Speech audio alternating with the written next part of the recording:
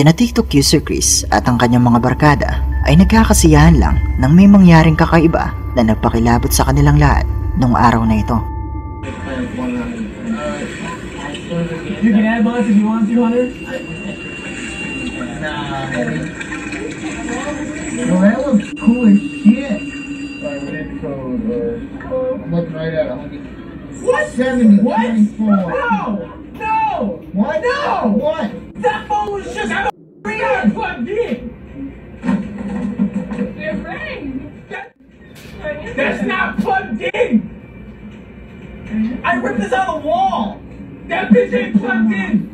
Alex! Alex! You found this phone with us and it just rang on the wall! No, it didn't. Yes, it did! No, it didn't. Bigla na lang nagring ang isang telepono at sinagot naman ito ng isang babae. Pero ang teleponong ito pala ay hindi naman nakasaksak. Nakuha di umano ni Chris ang teleponong ito sa isang abandonadong school at inuwi niya ito bilang pandisenyo.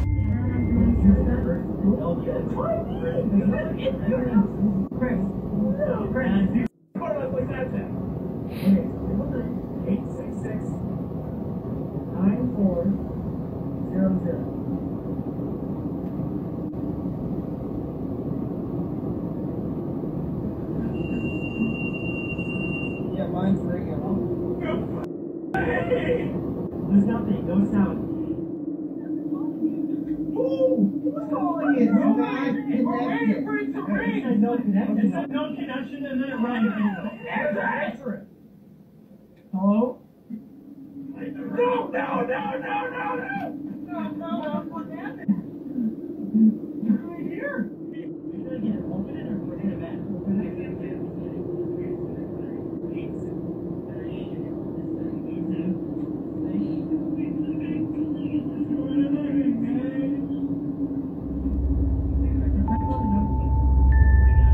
Sa ikalawang video naman, sinubukan nilang tawagan ng telepono at laking gulat nila nang muli itong nagring. Sinagot naman ito ni Chris at nakapagtataka na meron ding sumagot sa kanya.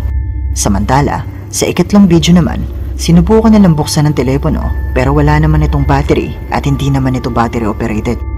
Matapos ang pangyayaring ito, napagpasyahan nilang magbabarkada na ibalik ito sa lugar kung saan ito nakuha ni Chris.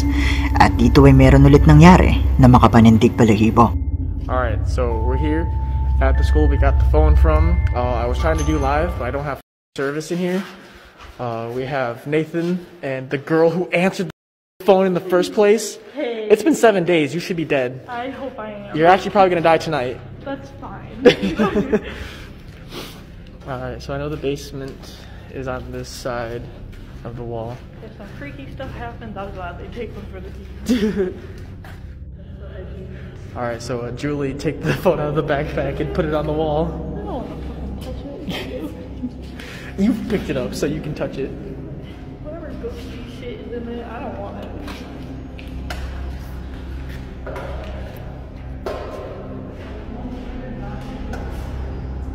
It starts ringing.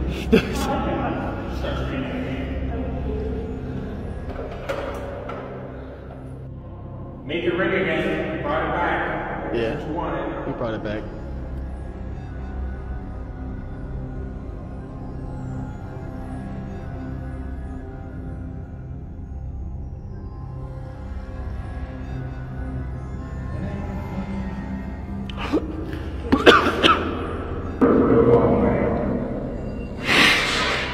Was I crazy?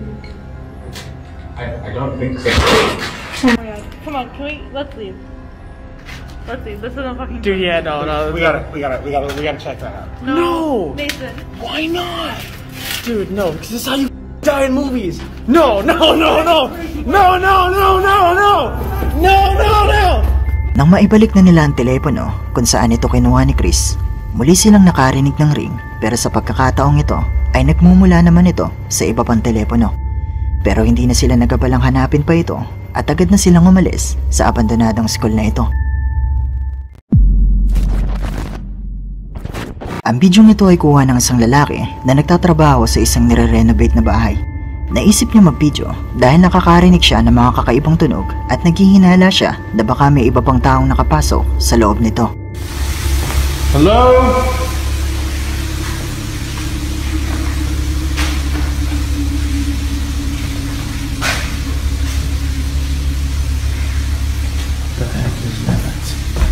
Hello?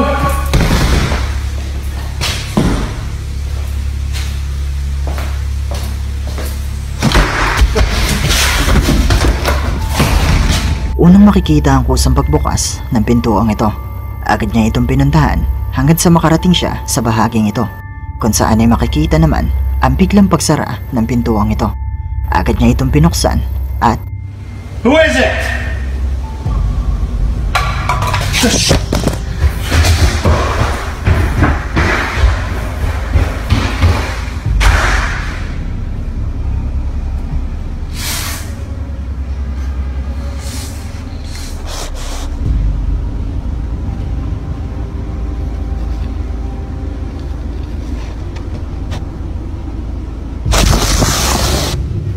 nakarinig ang lalaki ng malakas na tunog mula sa basement, at dahil sa sobrang takot nito, napatakbo ito na mabilis at naiwan na niya ang kanyang cellphone. Pero habang nagre-record pa rin ang cellphone, misteryoso itong gumalaw at umikot na tila may kung anumang puwersa na nagpapagalaw dito.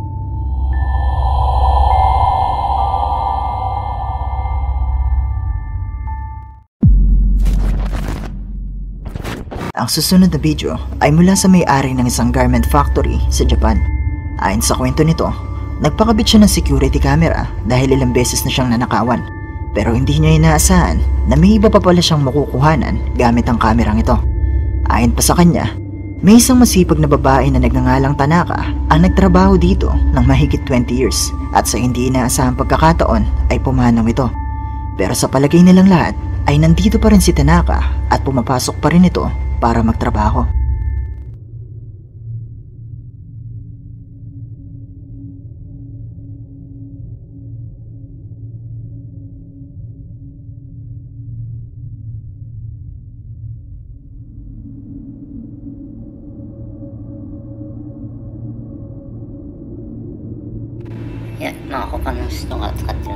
Unang makikita sa video ang paggalaw ng mga telang ito, at maya-maya pa nagumpisa na rin gumalaw ang isa sa mga makina na ayon sa may-ari ng pagawaan ay makina ni Tanaka.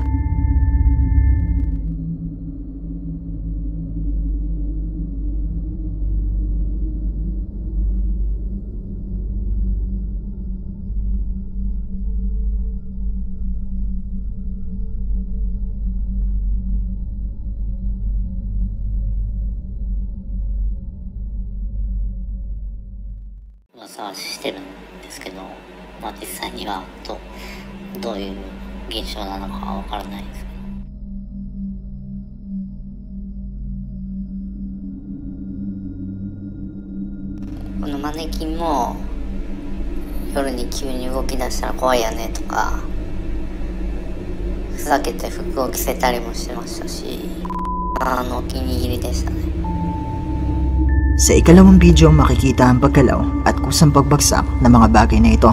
Pero sa pangatlong video naman ay makikita ang kusang paggalaw ng isang manikin na ayon ulit sa may-ari ng pagawaan ay paboritong manikin ng kanyang masipag na manggagawa na si Tanaka.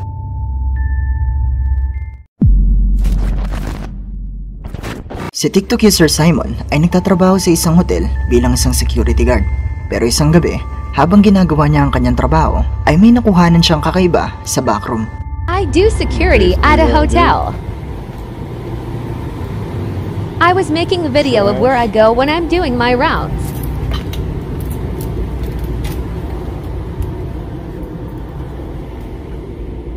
A guy died here from an overdose a few months ago. This is the staff lounge. I don't think he ever left. Nice in here. Bathrooms.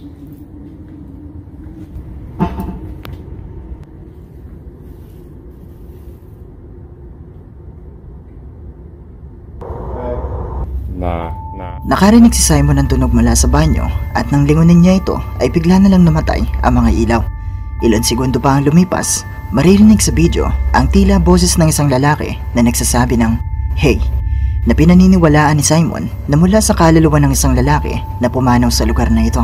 I set the camera up to see what will happen while I was in the bathroom. This is what I captured.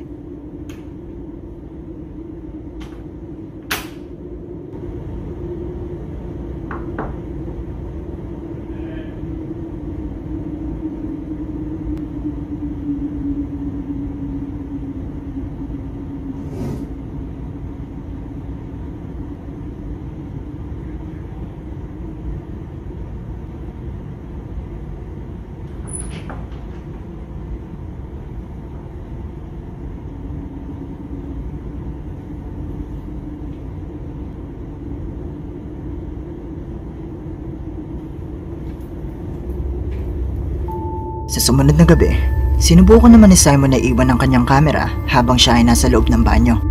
Maririnig na tila may kumatok sa pintuan ng banyo at maya-maya pa ay makikita rin sa video ang pagkalaw ng upuang ito. Bro, why are the lights off?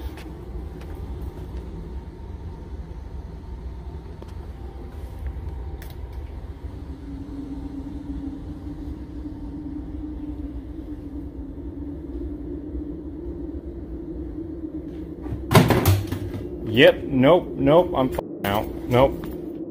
So I'm in the bathroom right now. I'm not going to the bathroom if you're wondering. But I'm hearing like shuffling sounds outside the door. And I didn't put the camera on.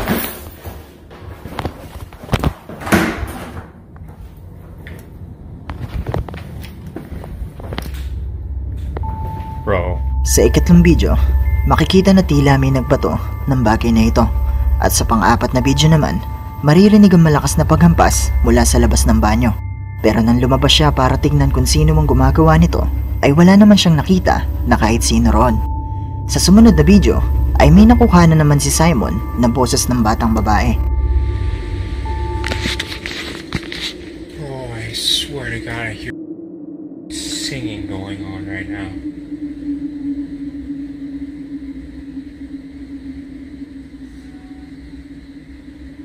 What was that? No.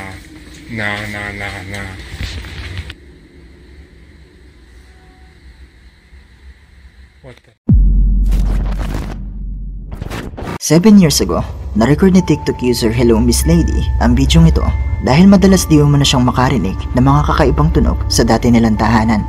At matapos nga ang pangyayaring ito, ay agad-agad na silang umalis dahil sa takot.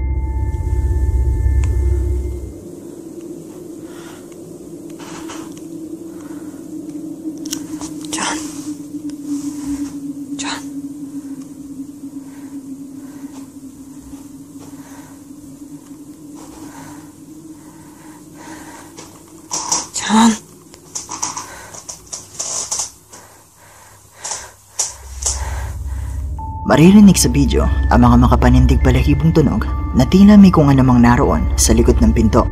At ilang segundo pa ang lumipas, bigla na lang sumara ang pintuan.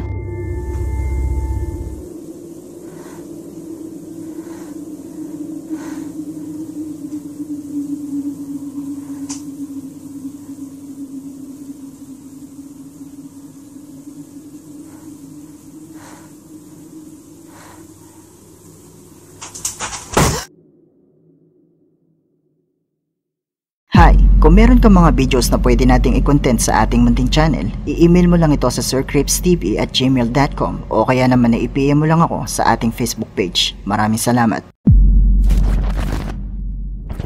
Si TikTok user Amarcade ay nakatira di umano sa isang haunted house na mahigit 100 taon nang nakatayo. Ipinabahagi niya sa TikTok ang mga kakaibang pangyayari na nakukuhanan niya sa loob ng bahay na ito. At narito ang ilan sa mga yon. If you are here, could you please move something on the shelf?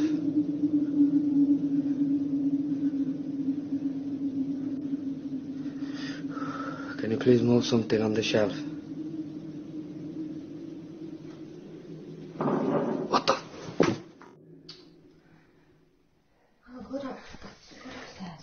I'm going down.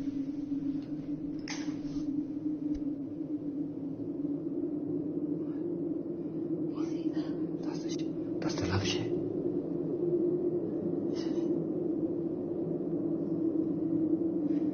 That's the lampshade.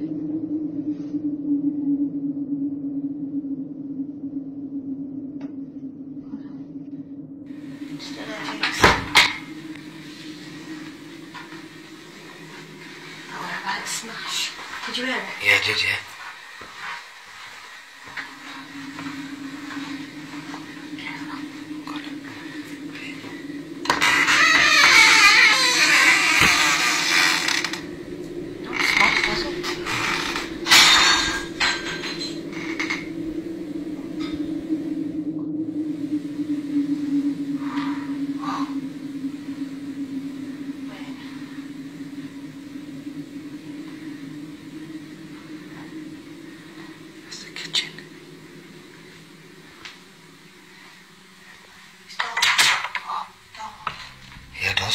Just opened it.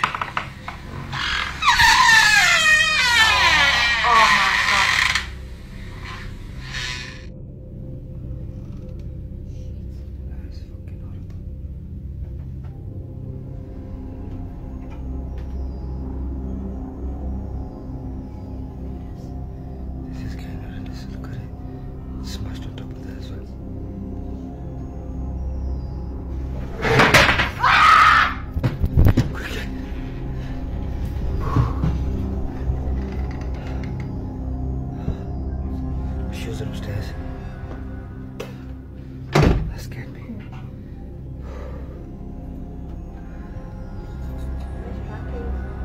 Shit, they're in the kitchen.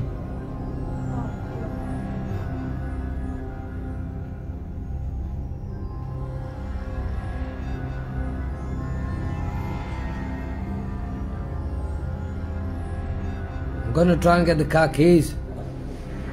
No!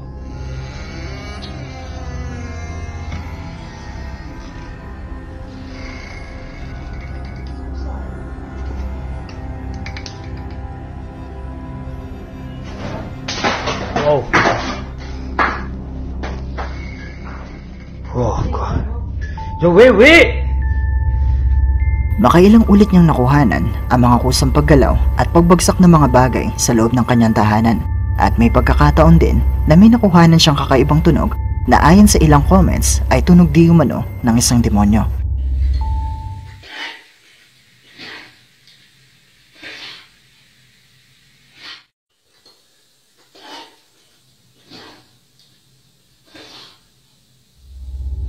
May mga nagsasabi na tunog lang ito ng kanilang aso. Pero kung kayo ang tatanungin, ano sa tingin niyo ang tunog na ito? Where's your boy? What's up?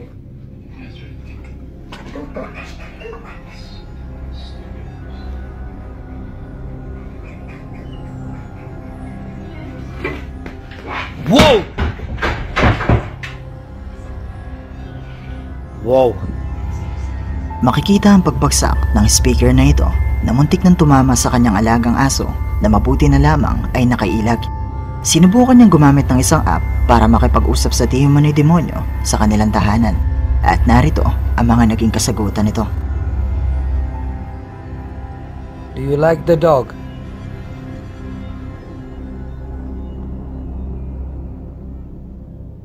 No. What? Who is scaring the dog? Demon.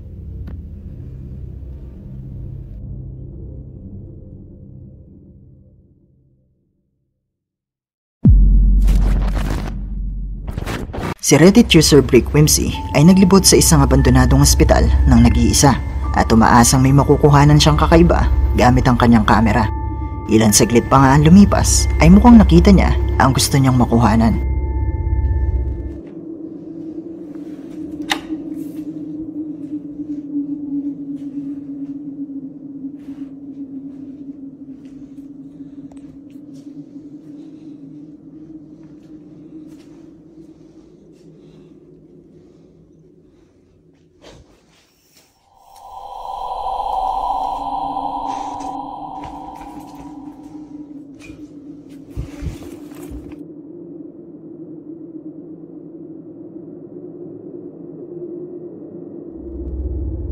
Makikita sa video ang misteryosong pagkalaw at pagbubukas ng kortinang ito. Pero nang lapitan niya ito at tignan, ay wala naman siyang nakitang ibang tao na naroon.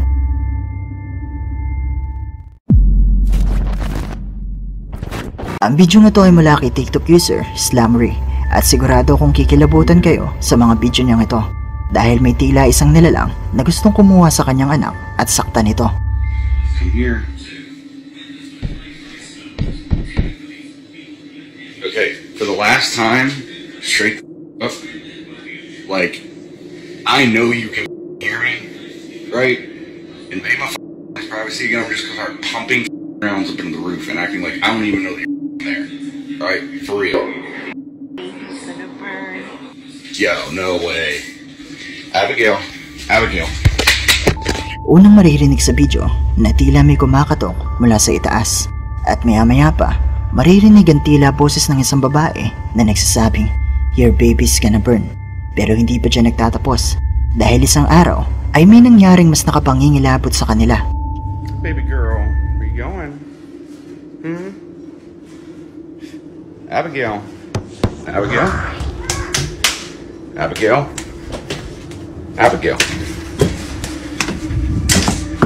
Where is you? Abigail. Hey, where you at? Abigail. Matapos yung si YouTube user Dogs Vlogs ay naglibot sa isang abandonadong ospital, pero nung una ay kumukuha lang siya ng mga litrato. Pero nang mag-umpisa siyang makaramdam ng mga kakaibang bagay sa loob, ay doon na siya nag-umpisang mag-video. The reason I'm so scared, guys, is because so much stuff was happening off camera, I'm not even gonna begin to explain it. Because, quite simply, you guys won't believe me if I told you. I'm not gonna waste my time if you're not gonna believe me. What? You cannot tell me you did not just hear that. Nakarinig siya ng malakas na pag-ubo mula sa hallway, pero makikitang wala namang tao ang naroon. Bago matapos ang video, nakakita siya ng isang water fountain na gumagana ng mag-isa at sinubukan niya itong gamitin para makipag-ugnayan sa mga di umano'y espiritu na posibleng nandito pa sa loob ng ospital. So, off camera, guys, this fountain was going off.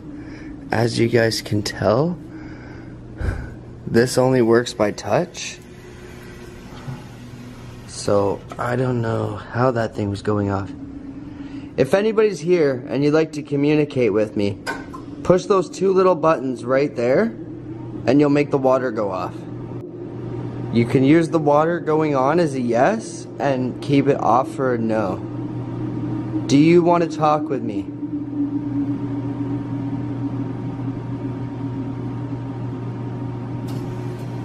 Whoa. Seriously? Okay, calm down, calm down. I just got cold chills. Sinubukan niyang magtanong kung meron bang gustong makipag-usap sa kanya at makikitang bigla na lang nagbukas ang fountain. Why is that?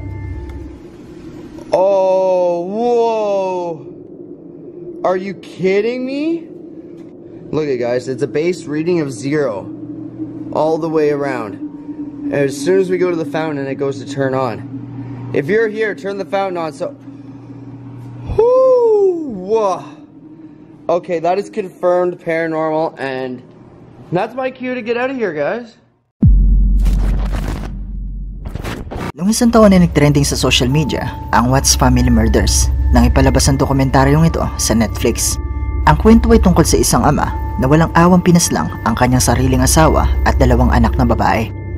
Ang video inyong makikita ay kuha mula sa bodycam ng mga pulis na nagsagawa ng investigasyon sa loob ng tahanan ng pamilya. Pero habang naglilibot di umano ang mga pulis na ito, ay nakuhanan ng kanilang bodycam ang mga boses na mula di umano kay Shannon at sa kanyang mga anak.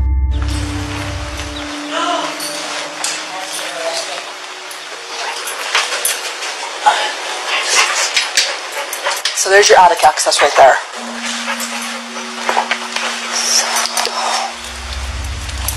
Maririnig ang boses ng isang babae na nagsasalita. Pero mas kinilabutan ako sa bahaging I'm with Cece dahil ito ang palayaw ng isang anak ni Shannon na si Celeste.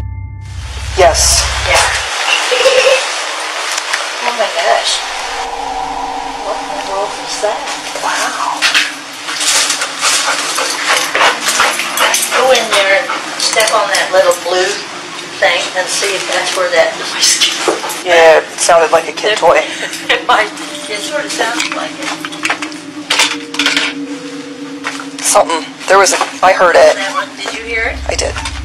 Narinig ng mga pulis na ito ang tila tawa ng isang bata sa bahaging ito ng video.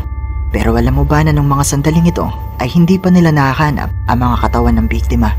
At dito na nagtatapos ang ating video. I-comment nyo lang sa ibaba ang inyong opinion dahil gusto kong nagbabasa ng mga comments at baka yan na ang susunod nating ma-feature sa ating susunod na video. Hi! Kung meron kang mga videos na pwede nating i-content sa ating munting channel, i-email mo lang ito sa sircrepestv@gmail.com o kaya naman na i-PM mo lang ako sa ating Facebook page. Maraming salamat!